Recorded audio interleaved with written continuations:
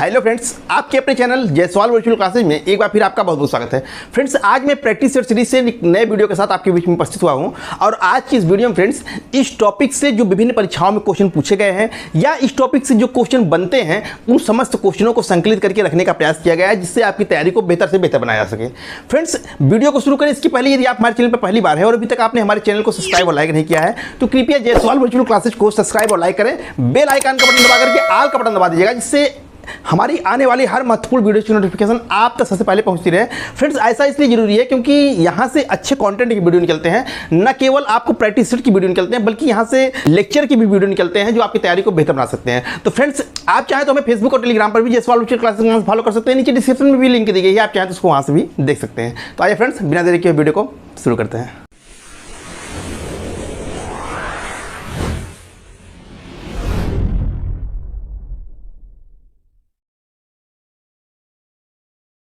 तो friends, question number 1 है कि लोकमत क्या है? बहुमत, सबका मत, सर्वसम्मति या लोक कल्याण की भावना से प्रेरित मत। तो फ्रेंड्स देखिए, हमारा उत्तर हो जाएगा डी, लोक कल्याण की भावना से प्रेरित मत। जब जनमत पढ़ाया गया था तो बताया गया था आपको कि जनमत वास्तव में बहुसंख्यक लोगों के मत को ही हम जनमत नहीं कहेंगे। बहुसंख्यक लोगों के मत का मत जो है, जब तक लोक कल्याण की भावना से प्रेरित नहीं होगा तब तक उसको जनमत का नाम नहीं दिया जाएगा। अगर बहुसंख्यक लोगों का मत जो है जनमत की भावना से प्रेरित नहीं है तो वह जो है बहुमत कहलाएगा, न कि जनमत। जब बहुमत के साथ लोक कल्याण की भावना जुड़ जाती है तब वो बहुमत जनमत में कन्वर्ट हो जाता है। तो लोक कल्याण की भावना से प्रेरित मत को ही हम लोकमत कहेंगे। क्वेश्चन नंबर 1 का डी सही है। क्वेश्चन नंबर 2 है फ्रेंड्स कि भारत में राजनीतिक शक्ति का मुख्य स्रोत है जनता, संविधान, संसद या संसद एवं राज्य विधानसभा। तो फ्रेंड्स देखिए, हमारा उत्तर हो जाएगा ए, जनता। फ्रेंड्स, भारत में राजनीतिक शक्ति का जो मुख्य स्रोत होती है जनता होती है। शासन की जो अंतिम शक्ति हो जनता के हाथों में है। जनता चाहे जिसको राजनीति में सरकार बना सकती है या जिसको चाहे सरकार गिरा सकती है। राजनीति के उच्च शिखर यानी सत्ता पर कौन काबिज होगा यह जनता डिसाइड करती है। इसलिए भारत में राजनीतिक शक्ति का जो मुख्य स्रोत है वो जनता है। क्वेश्चन नंबर 2 का ए, जनता सही होगा। क्वेश्चन नंबर 3 है फ्रेंड्स कि जनमत का वास्तविक अर्थ है तर्क पर आधारित मत, बहुमत का मत, वह मत जो सारे समुदाय के कल्याण को ध्यान में रखे, सर्व संबंधित पक्षों का मत। तो फ्रेंड देखिए, इसका उत्तर आप समझ गए होंगे। इसका उत्तर हो जाएगा सी, वह मत जो सारे समुदाय को ध्यान में रखे। अभी ऊपर चर्चा हुआ कि जनमत का वास्तव में बहुसंख्यक जनता का वह मत होता है जो समस्त लोगों के कल्याण को ध्यान में रखकर कार्य करता है। ठीक है, तो फ्रेंड्स देखिए, जैसा कि ऊपर चर्चा हो चुका है कि जनमत हम किसको कहेंगे, तो आपको बताया गया कि जनमत जो है बहुसंख्यक जनता का वह मत होता है जो समस्त समुदाय के हित में कार्य करता है। वही प्रश्न को दूसरे तरीके से यहाँ पूछा हुआ है कि जनमत का वास्तविक अर्थ क्या है, तो वह मत जो सारे समुदाय को कल्याण को ध्यान में रखे उसे ही हम जनमत कहेंगे। देखिए, जनमत की जब आप परिभाषा पढ़ेंगे तो उसमें एक चीज़ दिया होगा कि जनमत जो है विवेक पर आधारित वह मत होता है जो समस्त समुदाय के हित को ध्यान में रख करके कार्य करता है। ठीक है, तो वहाँ तर्क या विवेकपूर्ण मत कहा जाता है जनमत को। ठीक है, लेकिन अगर ये विकल्प न दिया होता कि वह मत जो सारे समुदाय के कल्याण को ध्यान में रखे तब हमारा ये उत्तर सही हो जाता। लेकिन चूंकि ये उत्तर दिया हुआ है, सबसे बेस्ट विकल्प यही होता है कि जनमत को हम किसी मत को तभी कहेंगे जब वो समस्त समुदाय के कल्याण को ध्यान में रखे। ठीक है, और तर्कपूर्ण या विवेकपूर्ण मत भी उसी को हम कहते हैं जो समस्त समुदाय के हित में कार्य करता है। ठीक है, तो लेकिन यहाँ पर चूंकि स्पष्ट रूप से ये दिया है समस्त समुदाय के कल्याण को ध्यान में रखे, इसलिए हमारा उत्तर सी हो जाएगा। क्वेश्चन नंबर 3 का सी सही है। क्वेश्चन नंबर 4 है फ्रेंड्स, लोकमत का शाब्दिक अर्थ है राजा की इच्छा, विधानमंडल की इच्छा, जनता की राय या उपयुक्त में से कोई नहीं। तो फ्रेंड्स आप समझ ही गए होंगे लोकमत का शाब्दिक अर्थ क्या होता है। लोक प्लस मत दो शब्दों से मिलकर बना है। लोक का मतलब होता है जनता, मत का मतलब होता है राय। इसका शाब्दिक दृष्टि से अर्थ देखेंगे तो लोकमत का शाब्दिक अर्थ है जनता की राय। ठीक है, तो जनता की वह राय जो लोक कल्याण की भावना पर आधारित होती है उसको हम जनमत कहेंगे। क्वेश्चन नंबर 4 का सी सही है। क्वेश्चन नंबर 5 है फ्रेंड्स कि लोकमत तैयार करने की सबसे शक्तिशाली एजेंसी है चुनाव, सार्वजनिक सभाएं, प्रेस या राजनीतिक दल। तो फ्रेंड्स देखिए, जनमत निर्माण के बहुत साधन हैं जिसमें सार्वजनिक सभाएं हैं, प्रेस है, सब ये जनमत निर्माण के साधन में ही आएंगे। लेकिन इसमें सबसे सशक्त माध्यम यदि पूछा जाए तो वह होता है प्रेस। प्रेस जो है जनमत निर्माण का सबसे सशक्त माध्यम कहलाता है। ठीक है, देखिए इसी क्वेश्चन को दूसरे तरीके से यहाँ पूछा है अथवा करके कि लोकमत निर्माण का सर्वाधिक प्रभाव किसका रहता है, धार्मिक संस्थाओं का, जनवार्ता का, दबाव समूह का, या प्रेस एवं टेलीविजन का। तो फिर आप समझ ही गए होंगे इसका उत्तर हमारा क्या हो जाएगा, प्रेस एवं टेलीविजन का। ठीक है, बात वही है, केवल पूछने का तरीका बदल गया है। और विकल्प का उत्तर भी देखिए थोड़ा बहुत चेंज कर दिया, प्रेस यहाँ लिखा है, यहाँ प्रेस एवं टेलीविजन लिखा है, तो हमारा उत्तर प्रेस और टेलीविजन हो जाएगा यहाँ पर। ठीक है, जनमत निर्माण का सबसे सशक्त माध्यम, सबसे मजबूत माध्यम, सबसे अच्छा माध्यम जो है कौन कहलाता है सभी माध्यमों में, वो है प्रेस। ठीक है, क्वेश्चन नंबर 5 का पहले सी और अथवा वाले में डी सही होगा। क्वेश्चन नंबर 6 है फ्रेंड्स कि सभी सरकारें चाहे वे कितनी ही दूषित क्यों ना हो अपनी शक्ति के लिए लोकमत पर निर्भर करती हैं। यह कथन किसका है, अर्नेस्ट बार्कर, लास्की, ह्यूम या गैटल का। तो फ्रेंड देखिए इसका उत्तर हो जाएगा सी, ह्यूम। ह्यूम का स्टेटमेंट है, उसने बताया कि सभी सरकारें चाहे वो कितनी भी बुरी क्यों ना हो, चाहे वो निरंकुश तंत्र हो, चाहे स्वेच्छाचारी तंत्र हो, या कोई भी शासन प्रणाली हो जिसको हम बुरी से बुरी शासन प्रणाली कह सकते हैं, अगर वो भी क्यों ना हो, वो भी जो है अपनी शक्ति के लिए लोकमत पर निर्भर रहेगी। कोई भी सरकार हो, कोई भी शासन व्यवस्था हो, वो जनमत की अवहेलना करके बहुत दिनों तक अपने पद पर नहीं रह सकती है। इसीलिए ह्यूम का कहना है कि सभी सरकारें चाहे वो कितनी ही दूषित क्यों ना हो अपनी शक्ति के लिए लोकमत पर निर्भर करती हैं। तो किसका स्टेटमेंट है, ह्यूम का है, बहुत फेमस स्टेटमेंट है। क्वेश्चन नंबर 6 का सी सही है। क्वेश्चन नंबर 7 है फ्रेंड्स कि किसने कहा कि यह शब्द यानी जनमत समानता लोगों के विचार समुच्चय को इंगित करने हेतु प्रयुक्त होता है जो उन्हें अथवा समुदाय के हित को प्रभावित करने से संबंधित है। ए है Henry Maine, B Lord Acton, C Lord Bryce या डी जेम्स ब्राइस। तो फ्रेंड्स देखिए हमारा उत्तर हो जाएगा जेम्स ब्राइस। यह जो परिभाषा दी गई है जनमत की, यह परिभाषा जेम्स ब्राइस का है। उनका कहना है कि जनमत जो है समानता लोगों के विचार समुच्चय को इंगित करने हेतु प्रयुक्त होता है जो उन्हें समुदाय के हित को प्रभावित करने से संबंधित है। यानी जनमत जो है ये कहना चाह रहे हैं कि जनमत व्यक्ति के उस विचार समुच्चय को कहते हैं जिसका उद्देश्य जो है जनता का हित है या जन कल्याण की भावना है, जो समुदाय के हित को प्रभावित करने से संबंधित है। ठीक है, इस स्टेटमेंट को दूसरे तरीके से पूछता है कि समाज को प्रभावित करने वाले अथवा उनके हितों से संबंधित प्रश्नों पर विभिन्न व्यक्तियों के जो विचार होते हैं उनके योग को जनमत कहा जाता है। यह किसका विचार है, तो यह भी जेम्स ब्राइस का है। दोनों स्टेटमेंट एक ही हैं, बस कहने का तरीका बदल गया है। तो क्वेश्चन नंबर 7 का डी जेम्स ब्राइस सही है। क्वेश्चन नंबर 8 है फ्रेंड्स कि पब्लिक ओपिनियन के लेखक जो है वो कौन है, लास्की है, वाल्टर लिपमैन है, डेविड ईस्टन है या अर्नेस्ट बार्कर है। तो फ्रेंड्स देखिए पब्लिक ओपिनियन जो है वाल्टर लिपमैन की बहुत फेमस पुस्तक है, तो हमारा उत्तर हो जाएगा बी। क्वेश्चन नंबर 8 का बी सही है। क्वेश्चन नंबर 9 है फ्रेंड्स कि बहुमत कब लोकमत का रूप धारण नहीं कर पाता है। यहाँ प्रश्न को देखिएगा, कह रहे हैं कि बहुमत जो है कब लोकमत का रूप धारण नहीं कर पाता है, जब वह कल्याण की भावना से प्रेरित ना हो, जब वह अल्पसंख्यकों की उपेक्षा करता हो, जब वह सार्वजनिक हित में काम करता हो, डी ए एवं बी दोनों। तो फ्रेंड देखिए हमारा विकल्प हो जाएगा, उत्तर से जो है वो हो जाएगा ए और बी दोनों। प्रश्न क्या कह रहा है कि बहुमत जो है कब लोकमत का रूप धारण नहीं करता है, तो जब वह कोई भी मत जो है वो जब कल्याण की भावना से, लोक कल्याण की भावना से प्रेरित नहीं होता है तो वह लोकमत का रूप धारण नहीं कर सकता है, वो केवल बहुमत ही कहलाएगा, वो जनमत का रूप नहीं ले पाएगा। अगर कोई भी बहुमत बहुसंख्यक के लोगों का मत जो है यदि वो अल्पसंख्यकों की उपेक्षा करता है, उनके हितों की उपेक्षा करता है, तब भी वो लोकमत का रूप धारण नहीं कर पाएगा। ठीक है, लेकिन अगर बहुमत जो है सार्वजनिक हित में काम करता है तब तो जनमत हो जाएगा, तो ये सही नहीं है। तो हमारा उत्तर क्या होगा, ए और बी दोनों। तो क्वेश्चन नंबर 9 का डी ए बी दोनों सही है। क्वेश्चन नंबर 10 है फ्रेंड्स कि निम्न में से कौन जनमत का सूचक नहीं है, उपचुनाव का परिणाम, लोकसभा का परिणाम, न्यायालय का निर्णय, विधानमंडल में वाद विवाद। तो फ्रेंड्स देखिए हमारा उत्तर हो जाएगा सी, न्यायालय का निर्णय। फ्रेंड्स देखिए उपचुनाव का जो परिणाम होता है, कोई भी चुनाव होगा, चाहे लोकसभा का चुनाव हो चाहे उपचुनाव हो, उसका परिणाम एक तरह से जनमत का सूचक होता है, क्योंकि जनता वास्तव में क्या चाहती है, वो जो है अपना मत के माध्यम से वो अपना वोट के माध्यम से जो है वो अपना निर्णय दे देती है। ठीक है, तो ये जनमत के सूचक कहलाते हैं। विधानमंडल में जो वाद विवाद होता है वो भी एक तरह से जनमत का सूचक ही कहलाती है, क्योंकि जो विधानमंडल में लोग बैठते हैं वो जनता के प्रतिनिधि होते हैं, वहाँ पर जनता का प्रतिनिधित्व कर रहे होते हैं। जब कोई विधायक विधानमंडल में बोलता है तो वो अपने क्षेत्र की जनता की आवाज़ को वहाँ प्रदर्शित करता है, उसकी आवाज़ को वहाँ उठाता है।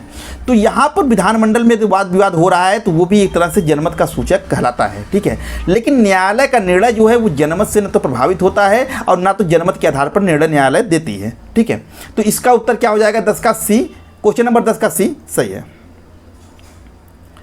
क्वेश्चन नंबर 11 है फ्रेंड्स कि निम्नलिखित में से किसने यह मत व्यक्त किया कि हित, आते, भावनाएं, अभिमुखीकरण आदि जनमत में अपनी भूमिका अदा करती हैं?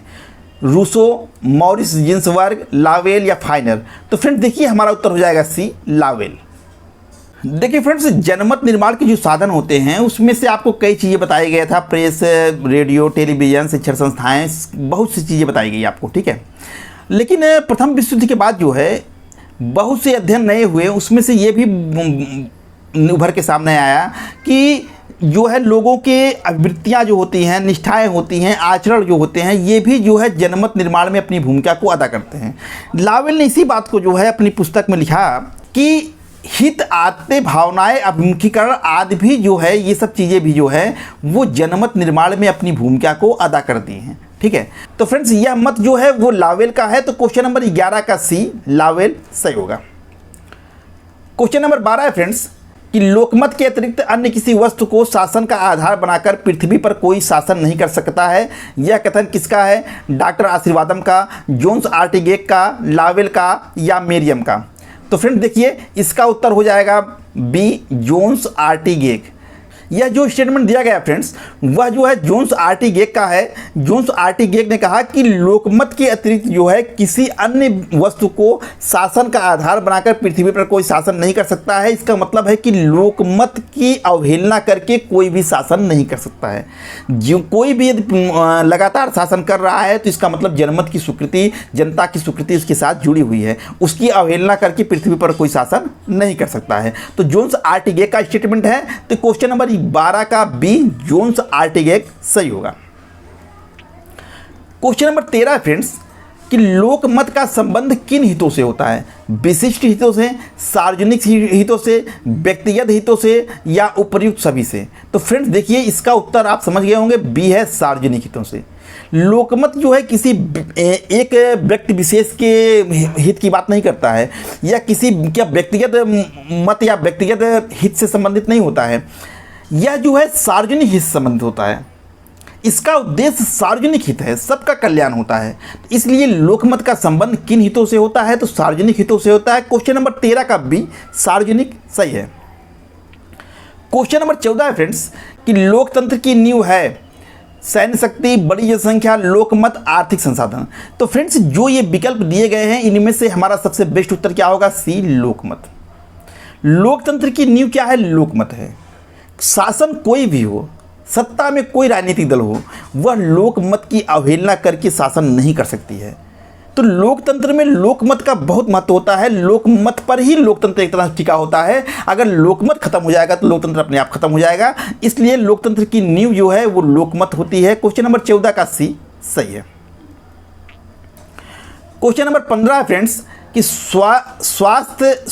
स्वस्थ लोकमत के लिए आवश्यक शर्तें हैं। यहाँ स्वस्थता लिखा गया है, थोड़ा सा टाइप में मिस्टेक है, इसको आप समझ लीजिएगा। स्वस्थ लोकमत के लिए आवश्यक शर्तें क्या हैं? उच्च नैतिक स्तर हो, धार्मिक सहिष्णुता हो, उदार राष्ट्रीय चरित्र हो, उपयुक्त सभी हो। तो फ्रेंड देखिए ये सारे के सारे जो है स्वस्थ लोकमत के लिए आवश्यक शर्तें हैं। हमारा उत्तर क्या हो जाएगा? डी, उपयुक्त सभी। क्योंकि जिस देश में, जिस समाज में लोगों का नैतिक स्तर जो है उच्च होगा, लोग धार्मिक रूप से सहिष्णु रहेंगे, सभी धर्मों का सम्मान करेंगे, उनका जो चरित्र है राष्ट्रीय चरित्र होगा, उदार राष्ट्रीय चरित्र होगा, यानी सबके साथ ले चलने की भावना होगी, एक समावेशी दृष्टि होगा उनका। तो वहाँ पर जो है सबके कल्याण की बात होगी। और यही जब भावना लोगों के अंदर रहेगी कि सिर्फ मेरा कल्याण ना हो बल्कि सबका कल्याण हो, समस्त समुदाय का कल्याण हो, तो वही स्वस्थ लोकमत है, वही जो है स्वस्थ लोकमत निर्माण की आवश्यक दशा में आ जाएगा। ठीक है, तो ये तीनों चीज़ें जो है वो स्वस्थ लोकमत निर्माण की आवश्यक दशाएं हैं या आवश्यक शर्तें हैं। तो हमारा उत्तर क्या हो जाएगा? उपर्युक्त सभी। क्वेश्चन नंबर 15 का डी सही है। क्वेश्चन नंबर 16 है फ्रेंड्स कि देश के बहुसंख्यक व्यक्तियों के मत को क्या कहा जाता है? लोकमत, अल्पमत, सर्वसम्मति या बहुमत? तो फ्रेंड्स देखिए हमारा उत्तर हो जाएगा डी बहुमत। तो देखिए फ्रेंड्स, देश के बहुसंख्यक व्यक्तियों के जो मत को जो है वो हम बहुमत कहेंगे, उसको हम लोकमत नहीं कहेंगे, केवल बहुमत कहेंगे। अल्पमत वह होता है जो समाज के थोड़े व्यक्तियों के मत होता है। सर्वसम्मत उसको कहेंगे जब समाज के सभी व्यक्तियों का मत एक है तो उसको हम सर्वसम्मत कहेंगे। बहुमत वह होता है जो समाज के अधिकांश व्यक्तियों का मत होता है।